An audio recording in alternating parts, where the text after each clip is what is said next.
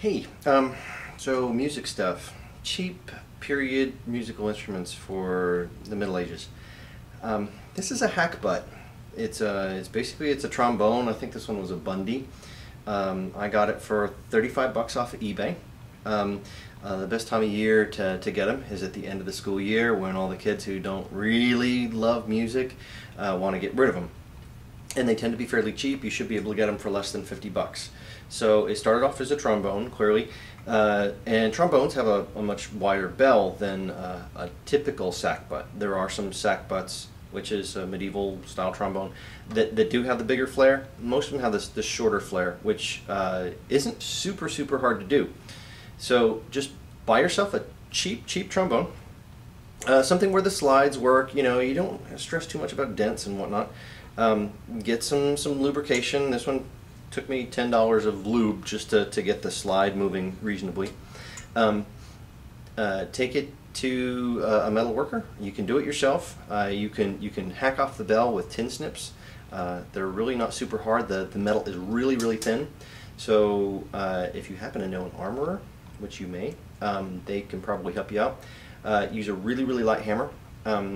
Mark the edges really clearly and chop it back to a reasonable point where you want it to be. Now, you're going to have some trouble if you already play trombone figuring out where your positions are, because a lot of people mentally think of the positions relative to the bell or the upper stop. So it takes some adjustment. I have the advantage of not really playing trombone, just learning on this thing, so I don't have that, but your positions are a little bit off. But go really slow, cut and file the edge, and roll it back. I just have a fold. It's hard to see. It's just this little edge. Don't leave it just raw. You've got to roll it, because otherwise you're going to slice yourself up. It's murderous. But just take your time, tap it in, and then hey, you've got a cool musical instrument that's quite plausibly medieval for, I don't know, 45 bucks. It's about as cheap as you can get. Now, you're going to have a couple things that will be off. I painted over some of the logos for the original thing, because they didn't have Bundy back then.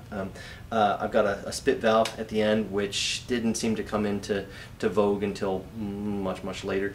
Don't know when exactly the first one is, so that's a little anachronistic.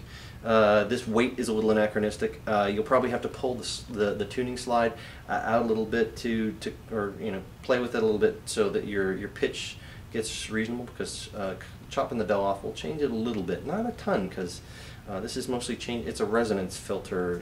It affects the pitches that people hear. It might not be quite as loud. It'll project backwards a little bit more. But play with it. It's a fairly inexpensive project, doesn't take a lot of time, and just time it right and you'll get a pretty good deal. You get a case, you get a mouthpiece, should be under 50 bucks. So it's a great project, and you can make some cool music, and most bands don't have a bass line anyway, so you're going to be welcome in a lot of groups, and they're not super hard to play. So go out and make stuff.